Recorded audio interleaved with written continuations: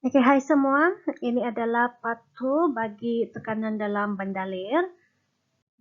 Oke, so dalam video kali ini, cikgu akan terangkan perkaitan antara laju bendalir dengan tekanan. Oke, so ingat bendalir ini adalah benda-benda yang mengalir, yaitu cecair dan juga gas. Dan juga aplikasi prinsip Bernoulli. Okay, so ini adalah prinsip kedua yang kamu kena tahu di dalam bab 8. Okey, jadi sebelum itu kita lihat dulu apa yang itu prinsip Bernoulli. Jadi seperti prinsip Pascal, Bernoulli ini pun nama seorang saintis lah, ahli fizik dan juga ahli matematik yang berasal daripada Switzerland, orang Swiss, Daniel Bernoulli. Okey, so Bernoulli ini kita gunakan pada bendalir. Apa itu bendalir? Bendalir adalah benda yang boleh mengalir, yaitu gas dan juga cecair. Okey, tetapi yang ini cikgu akan terangkan dengan menggunakan cecair, contohnya kerana nampak dengan jelaslah. Okey, so di sini dalam gambar raja ini kita ada satu bekas, yang ini kita punya sumber air. Kemudian di sini kita ada tiub. Okey, dan ini kita tutuplah. Pada keadaan seperti ini, tekanan bendalir adalah sama. Okey, sama kerana air itu tidak mengalir. So, bila tidak mengalir maksudnya laju adalah sifar. Okey, jadi tekanan bendalir adalah sama, ini menyebabkan paras air adalah sama. Okey, tetapi apa yang akan berlaku sekiranya yang ini penutup ini kita alihkan? Kita buka. Okey. So, apabila kita buka, air ini akan mula mengalir. So, bila air mengalir ada laju. Okey. Dan kita akan dapati paras air sekarang tidak sama. Di mana paras air itu semakin menurun. So, yang ini kita boleh terangkan menggunakan prinsip Bernoulli. Di mana mengikut prinsip Bernoulli, apabila laju bendalir itu meningkat, tekanan akan berkurang. Artinya dia makin laju, okey, tekanan makin rendah. Jadi air ini dia punya sifat bahkan apabila dia semakin jauh daripada sumber, ini sumber kan, dia punya laju itu akan semakin bertambah. Maksudnya pada P3 ini, okey, laju adalah paling tinggi berbanding dengan P1 sebab yang ini paling hampir dengan sumber. Ini sumber air dia. Okey. So apabila cikgu guna pen dahulu. Apabila P3 ini laju tinggi, ini laju paling tinggi ya. Kuat bunyi mouse cikgu kan. Yang ini laju paling rendah. Okey, yang ini sederhanalah. Okey, so mengikut prinsip Bernoulli, apabila laju tinggi, tekanan akan paling rendah. Okey, so yang ini adalah tekanan tinggi. Jadi tiub ini terbuka kan. Apabila laju di sini tinggi, tekanan itu rendah, apa yang berlaku? Udara dari luar ini akan menolak air itu ke bawah. Okey, so dia bila tekanan dia itu makin rendah, udara boleh tolak paras air itu lebih rendah berbanding di sini. Ini tekanan tinggi. So udara cuma tolak sedikit saja. Itu sebab kenapa paras air dia berbeza. Okey. Okey, next one pula kita lihat kesan Venturi dan prinsip Bernoulli. So kesan Venturi ni kita boleh lihat dengan menggunakan tiub Venturi. Okey, tiub Venturi ini. Kamu nampak beza dia kan dengan yang tadi? Okey, di mana tiub Venturi ini dia merupakan tiub yang tidak seragam dengan bahagian tengah lebih sempit. So bahagian ini lebih sempit, this one. Kita tukar dulu pergi laser. Bahagian sini, P2 ini adalah bahagian yang lebih sempit berbanding di sini. Ini kita panggil sebagai tiub Venturi. Okey. Dan macam yang tadi juga, apabila kita tutup di sini, air ini dalam keadaan yang tidak bergerak, dia tidak mengalir kan. So laju sifar, maka tekanan itu adalah sama. Jadi kamu lihat dia punya paras air pun sama saja. kita akan nampak kesan dia itu apabila kita alihkan yang ini. Kita buka penutup dia, air akan mula mengalir. Oke, dia mengalir. Dan sepatutnya kita akan dapat begini bahkan dia makin turun. Tetapi coba kamu perhatikan di part P2 ini, dia tidak ikut garisan ini bah. Dia tidak ikut, dia berbeza. Dia lagi bawah berbanding dengan P3. So, ini yang kita panggil sebagai kesan Venturi. Oke, di mana? Di sini kan? Yang di sini macam tadi, yaitu semakin jauh daripada apa nama dia ini, sumber air, dia semakin laju kan? So, bila semakin laju, dia punya tekanan akan semakin tinggi. Tetapi, kalau kita lihat di part, laluan dia sempit. Okey, jadi air yang mengalir daripada P1, apabila dia masuk ke dalam bahagian tengah yang lebih sempit ini, laju bendalir ini akan semakin tinggi. Dia terpaksa bergerak dengan laju kan, untuk menggerakkan isi padu yang sama, untuk pergi kepada next one, pergi kepada P3. So, yang ini laju paling tinggi. Tidak ngam. Cikgu taruh sini ya. Sorry lah, cikgu punya bunyi mouse macam tidak best pula kan. Oke, so ini adalah laju yang paling tinggi.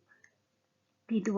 Bukan sudah P3. Kenapa? Karena dia ada satu bahagian yang sempit di sini. So, bila bahagian sempit, bendalir akan terpaksa bergerak dengan lebih laju. Sini masih lagi di antara P1, P2 dan P3.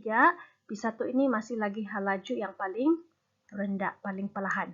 Habis dia lebih hampir apa kan? Kita bandingkan yang 3 titik ini ya. So, mengikut prinsip Bernoulli, apabila laju itu tinggi, tekanan akan rendah. So, ini tekanan rendah, paling rendah. Sebab sini laju paling tinggi. Ini tekanan, masih lagi tekanan tinggi lah. Oke, so sama konsep tadi, bila sini dia punya tekanan paling rendah, bahkan udara dari luar akan menolak.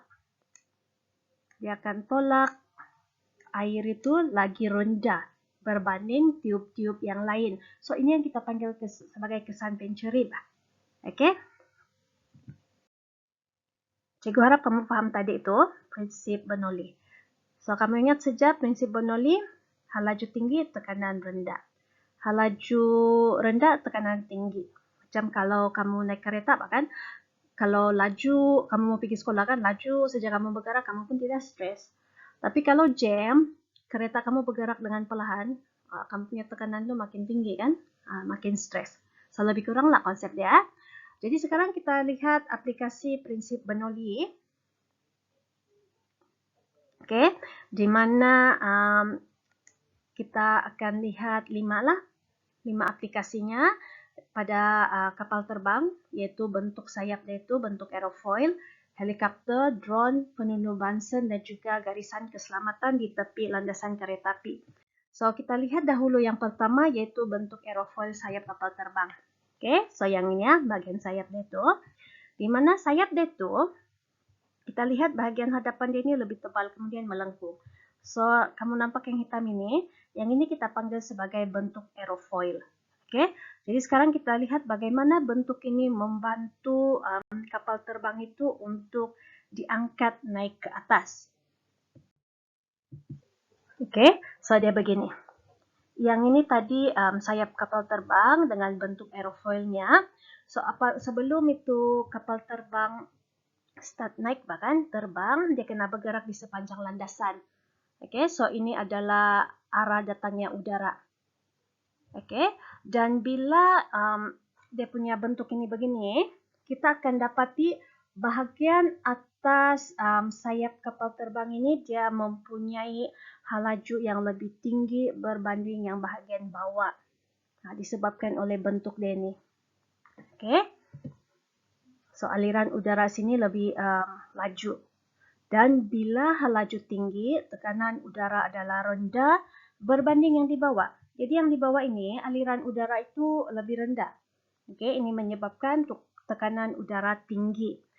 Dan bendalir ini kan satu sifat semula jadi dia, Apabila ada perbezaan tekanan, bendalir daripada kawasan yang bertekanan tinggi akan bergerak ke kawasan yang bertekanan rendah.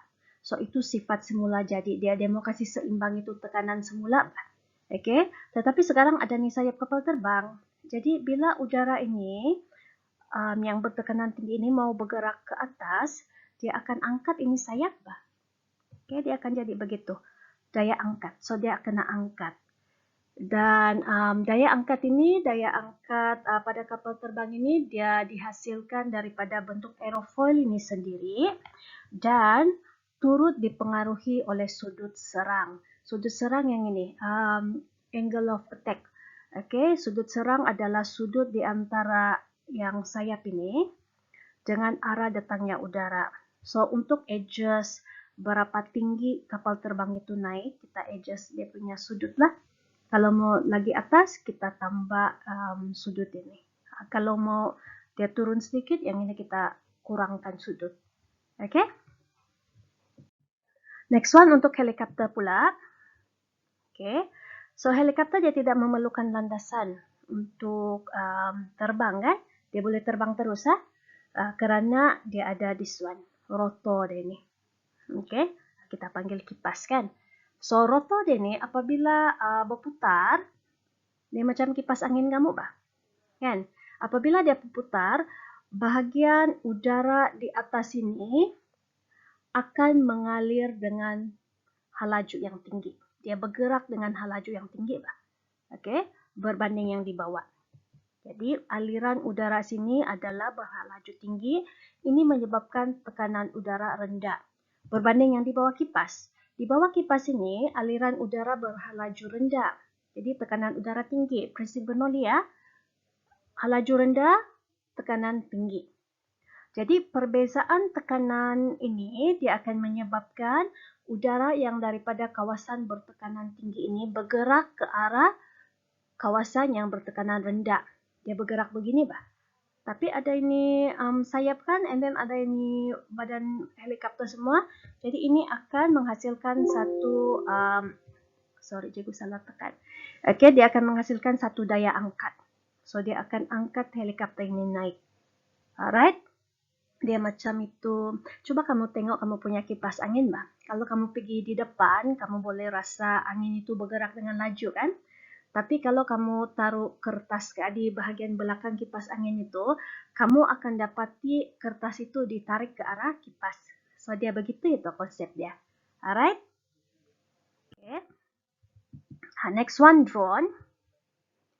Jadi, drone ini pun sama konsep macam helikopter tadi. Okay, sama konsep. Kita ada dia punya kipas di sini, rotor dia ini, berputar. Jadi, bila dia berputar, ini akan menyebabkan aliran udara di bahagian atas ini mempunyai halaju yang tinggi. So, ingat, bila halaju tinggi, tekanan udara adalah rendah berbanding yang di bahagian bawah. Di bahagian bawah ini, aliran udara adalah berhalaju rendah, tekanan udara tinggi. Okay, jadi udara daripada kawasan bertekanan tinggi akan bergerak ke kawasan bertekanan rendah. So, ini akan menghasilkan satu daya angkat. Jadi, drone itu akan naik ke atas, terangkat naik. Okay, sama konsep seperti helikopter tadi, ya. Alright. Next one, penunu Bunsen. Okay, untuk yang penunu Bunsen ini, kan, kita mau terangkan bagaimana suatu api yang berwarna biru itu terhasil. Sebab bukan dia terbakar, Ini asal kita buka memang dan kita taruh api memang dia terbakar, kan? Kamu ingat lagi macam mana guna penunu Bunsen? Yang ini kita tutup dulu, kan? And then kita nyalakan api, kemudian ini kita buka, kita akan dapat api yang nyalaannya kuning, kan? Jadi sekarang kita mau tukar menjadi api warna biru, Jadi yang ini kita akan buka, kan? Okay, so bagaimana dia boleh menghasilkan nyalaan berwarna biru tadi, api berwarna biru. Okay, so prinsip Bernoulli. Jadi dia begini. Apabila kita buka yang ini, okay, gas daripada silinder ini, dia akan bergerak ke atas dengan halaju yang tinggi. Okay, sebab yang ini kamu kena ingat, di sini merupakan gas dalam keadaan yang mempat. So, tekanan adalah tinggi sedia. Okay, jadi bila kamu buka, halaju itu adalah laju lah, dia laju ke terkeluar. Okay, jadi gas halaju, gas yang terkeluar di sini, bila dia bergerak dengan halaju yang tinggi, dia akan menghasilkan satu tekanan yang rendah. Okay, so yang ini kamu buka kan? Bila tekanan sini lebih rendah, kamu ada udara dari luar yang mempunyai tekanan yang lebih tinggi. Okay? Jadi udara daripada luar yang tekanannya tinggi itu akan masuk ke dalam ruangan ini. Okay, dia disedut masuk. Okay, disedut masuk dan ini akan menghasilkan aliran campuran gas dan udara. So, dalam udara itu ada oksigen, jadi ini dia akan membolehkan gas itu dibakar dengan sepenuhnya. So, kamu dapat nyalaan yang bersih dan juga lebih panas. Okay? Iaitu nyalaan berwarna biru. So, dia tiada jelaga. Pembakaran adalah lengkap. Alright? And the next one, last one. Garisan keselamatan di landasan kereta api. Yang ini garisan kuning ini. So yang ini untuk kereta api yang laju, ini. Kalau yang perlahan kan tidak juga. Macam kalau di tempat kita kan di Sabah kan, yang kereta api dari Tanjung Aruk pergi Tenom itu dia tidak laju. Yang ini terutama sekali bagi kereta api dengan hal laju yang tinggi. So pada stesen dia tu ada garisan kuning. Okay. So, semasa kereta api ini bergerak, dia punya penumpang ini tidak boleh berada pada garisan kuning. Kamu mesti berada di belakang. Okay. Kerana yang ini melibatkan keselamatan. So, apabila kereta api ini bergerak, katakan dia bergerak ke arah sini satu udara yang berhalaju tinggi akan terhasil. Kamu nampak yang hijau ini? Ini akan menghasilkan aliran udara yang berhalaju tinggi. So, ingat, bila halaju tinggi, tekanan udara adalah rendah. Berbanding dengan kawasan udara yang lebih jauh daripada kereta api, udara yang di sini nih, dia punya aliran adalah lebih, halaju dia lebih rendah, lebih perlahan. So, bila halaju rendah, tekanan udara adalah tinggi. So, ingat, perbezaan tekanan menyebabkan kawasan bertekanan tinggi bergerak ke arah kawasan bertekanan rendah. So, apa maksudnya di sini? Udara daripada bahagian ini akan bergerak ke sini. Okay? Jadi, dia akan menghasilkan satu daya ke arah ini, ke arah badan kereta api. Jadi, kalau seseorang itu berada di sini, garisan kuning atau lagi hampir, dia akan ditolak ke arah kereta api yang sedang bergerak. So, it's very dangerous. Okay, so ini adalah ciri-ciri keselamatan lah dengan mengambil kira prinsip Bernoulli. Okay, dia punya aplikasi. Okay, so itu saja kelas. Cikgu harap kamu faham. Thank you very much. Please take care. Bye.